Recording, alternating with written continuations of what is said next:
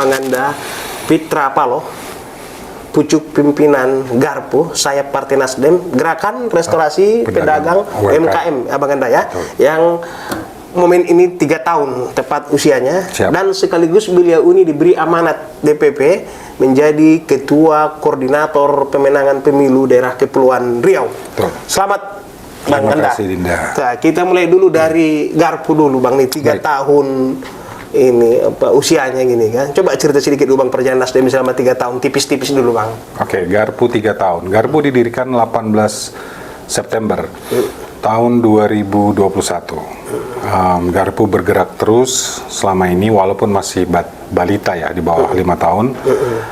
Bergerak ke seluruh penjuru Indonesia untuk bisa memanusiakan UMKM, memasyaratkan UMKM, dan buat UMKM itu menjadi lebih mulia marwahnya. Yeah. Garpu telah berdiri di 28 provinsi, di 4 negara, dan Garpu juga tidak hanya mengurusi UMKM, Garpu memiliki rumah singgah di Kepulauan Riau, tepatnya di Kota Batam.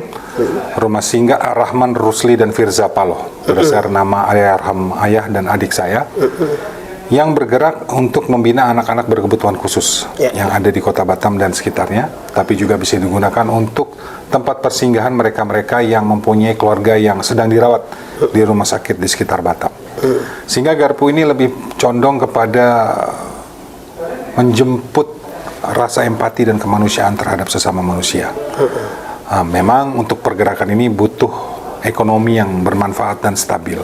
Nah, Garpu juga memberikan pelayanan pelatihan, Garpu memberikan pelayanan advokasi, sehingga perizinan, sehingga mereka-mereka yang ingin berdagang itu bisa berdagang lebih nyaman, bernafas lebih lega, dan ini satu yang paling penting adalah mereka bisa melewatkan waktu dengan keluarganya lebih berkualitas.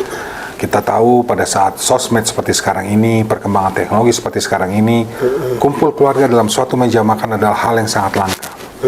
Kami ingin para pedagang ini bisa lebih lama bercengkerama dengan keluarganya tanpa harus memikirkan hal-hal yang memberatkan otak dan pikiran mereka, terutama dari segi dagang, dari segi penjualan, dari segi pemasaran, dan lain-lain. Bang, ini ada pertanyaan jahat namanya. Iya. Saya bilang pertanyaan jahat begini, menyangkut eksistensi. Untuk 3 tahun itu bukan perkara mudah Bang. Ya kan, biasanya organisasi itu peletakan batu pertama sekaligus peletakan batu terakhir gitu. Itu dari segi kapital, tantangan. Dari mana Bang bisa menghidupi organisasi ini? Ini pertanyaan jahatnya. Pertanyaan itu sebetulnya pertanyaan akal bulus, bukan pertanyaan jahat. Tapi Garpu bergerak karena memang kita berusaha melakukan suatu perbuatan kemanusiaan dan perbuatan baik. Oh, niatnya itu. Ya, jadi Garpu itu bergerak dengan dalil. Saya selalu berpedoman kepada surat Ar-Rahman, hal jazaa'ul ihsani ilal ihsan. Tidaklah perbuatan baik kecuali melahirkan kebaikan. Saham Garpu yang terbesar itu dimiliki oleh langit, sehingga langit yang menggerakkan, Allah Subhanahu wa Ta'ala yang menggerakkan dan memudahkan. Kalau Garpu hanya berpatokan pada saya pribadi ataupun kepada pengurus, tentunya tidak akan bisa berjalan seperti sekarang. Dimodalin baru jalan ya. Gitu. Tapi modal yang kami dapat adalah tekad, keberanian, keikhlasan, dan ketulusan. Sehingga Garpu itu bergerak memang disokong oleh kebesaran Allah Subhanahu wa Ta'ala. Itu gaibnya, nyatanya berarti swadaya ini berarti. Nyatanya adalah swadaya dan kesadaran mereka yang memang ingin menjemput kebaikan. Karena Garpu itu berpedoman bahwa kami tidak mencari untung di sini, tapi kami mencari suatu catatan mulia di akhirat nanti dari Garpu. Sambutan masyarakat terhadap Garpu ini gimana Bang? Alhamdulillah di beberapa daerah sangat antusias. Kepengurusannya memang di dalam sebuah partai besar, tentunya ada kepentingan-kepentingan, itu kita sadari. Tetapi setelah itu justru menjadi seleksi alam. Mereka yang memang mau bergerak untuk diri dia sendiri dan bergerak untuk keluarganya, bergerak untuk tetangganya, bergerak untuk sesama, mereka akan tetap menggunakan Garpu sebagai platform dan infrastruktur untuk berjalan ke depan. Oke, kita beralih ke Abang baru saja diberi amanat jadi Ketua Koordinator Pemenangan Pemilu Nasdem di Provinsi Kepri. Ya. Satu provinsi loh Bang, ini setara gubernur Abang ini, setara Kapolda, Pangdam juga ini. Nah, apa obsesi Abang soal itu Bang? Satu mungkin Ketum Besar, Ketua Umum kita Bapak Haji Surya Paloh itu melihat saya karena memang saya lebih banyak berdomisili di Batam, di Kepulauan Riau. Kemudian saya juga diberi kepercayaan untuk maju dari Dapil Riau, walaupun belum berhasil untuk DPR RI, tapi saya mulai mempelajari bagaimana karakter masyarakat Kepri, bagaimana mereka saling berinteraksi sama demografinya, geografi. Kepri ini mempunyai 7 kabupaten kota, ya. Ada Batam, Tanjung Pinang, Bintan, Karimun, Lingga, Anambas, dan Natuna. Semuanya kepulauan. Jadi bukan bisa ditempuh oleh jalan darat ini.